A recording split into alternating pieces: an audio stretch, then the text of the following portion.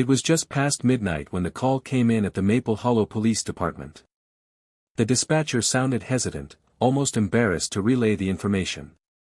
"We've got a report from a neighbor. An 8-year-old girl says her mother is missing. Claims, she's under the floor." Officer Jenna Myers, sipping coffee in the near silent station, paused. She was no stranger to bizarre calls in this sleepy town, escaped goats, loud arguments over lawnmowers, but this? It made her stomach tighten. By the time she arrived at the listed address, the sky was overcast, the moon a blurry smudge behind thin clouds. The house at the edge of town looked tired, peeling paint, cracked windows, and a mailbox that hung by a single rusted screw. A little girl stood at the door barefoot, hugging a tattered stuffed bear to her chest.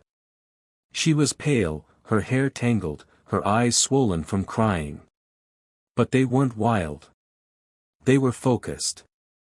"I'm Officer Myers," Jenna said gently. "Are you Maisie?" The girl nodded. "Mommy's not dead. He just put her under the floor." Jenna blinked. "Sweetheart, who put her there?" Maisie's voice dropped to a whisper. "The man who came to help. Mommy said he used to work with her. He brought groceries. Then he stayed too long. She got scared." Jenna's grip on her flashlight tightened. "I tried to pull her, but I couldn't," Maisie said. "He told me to be quiet or he'd do it to me too. This wasn't a game. This wasn't a story." Still, when backup arrived, they were skeptical. Officer Peters, older and grizzled, pulled Jenna aside. "Come on, Jenna. The girl's clearly traumatized. Maybe the mom ran off. Addiction? Depression? People vanish all the time." She pointed to the floor, Jenna insisted. "She said she saw her mother's shoe under the rug. They searched the home. No blood. No signs of forced entry. Just a living room that smelled faintly of mold and something metallic beneath it all, something wrong." The neighbors came out in robes and slippers, arms crossed. "Clara's always been a little, you know. Kept to herself. Wouldn't surprise me if she ran off. She was never right after she lost that second job. I warned her about letting strange men in." Jenna felt her jaw clench. None of them were listening. None of them believed the only person who had nothing to gain, Maisie. She returned to the living room and knelt beside the faded floral rug. "Maisie, can you show me exactly where?" The girl pointed. Jenna lifted the rug. The wood was uneven. One board slightly raised. Jenna pried it open with the edge of her flashlight and found fresh dirt underneath, packed down but not deep. And that smell was stronger now. She didn't hesitate. "We're digging. Now." It took only minutes. With every handful of dirt they pulled away, the silence in the room grew louder, thicker, until a hand. Pale, bruised, trembling. A muffled gasp. Clara Reynolds was alive. Bound. Gagged. Eyes swollen shut, but breathing. Maisie dropped the bear and screamed, rushing to the edge of the hole. "Mommy!" Jenna scooped her into her arms as the EMTs burst in. Officers stood frozen, staring in horror. No one made a sound. Until someone whispered, she was telling the truth. The backstory no one knew. At the hospital, Clara underwent emergency treatment. Her ribs were bruised. She was dehydrated and had a concussion. But she would survive. The man, the one who came to help, was identified quickly. Marcus Doyle.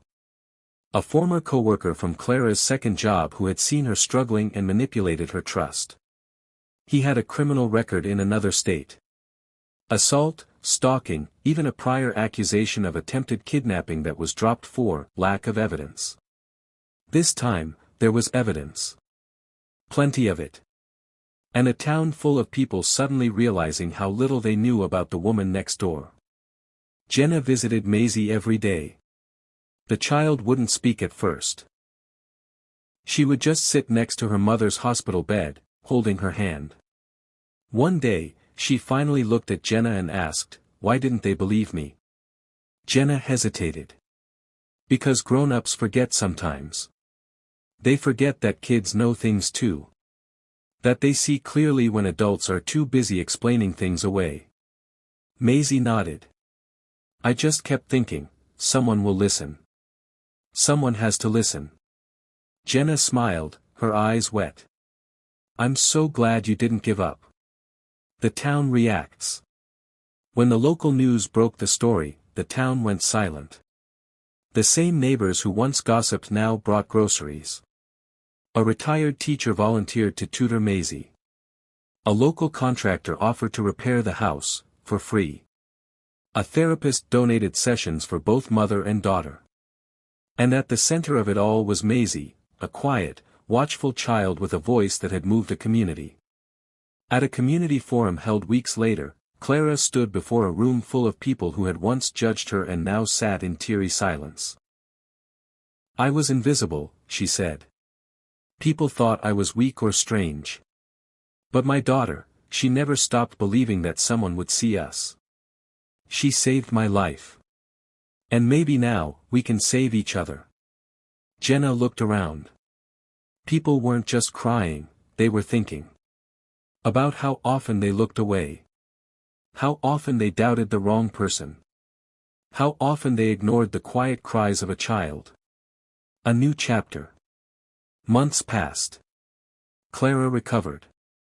She began volunteering at the women's shelter. Maisie returned to school with a newfound brightness in her eyes. And one spring morning, Jenna received a hand-drawn card in the mail.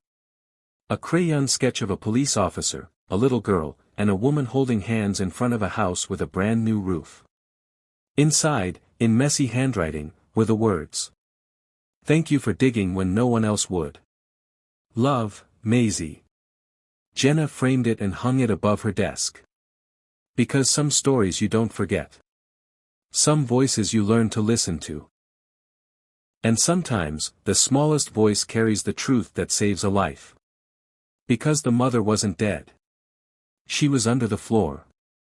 And love, quiet, brave, and 8 years old, brought her back.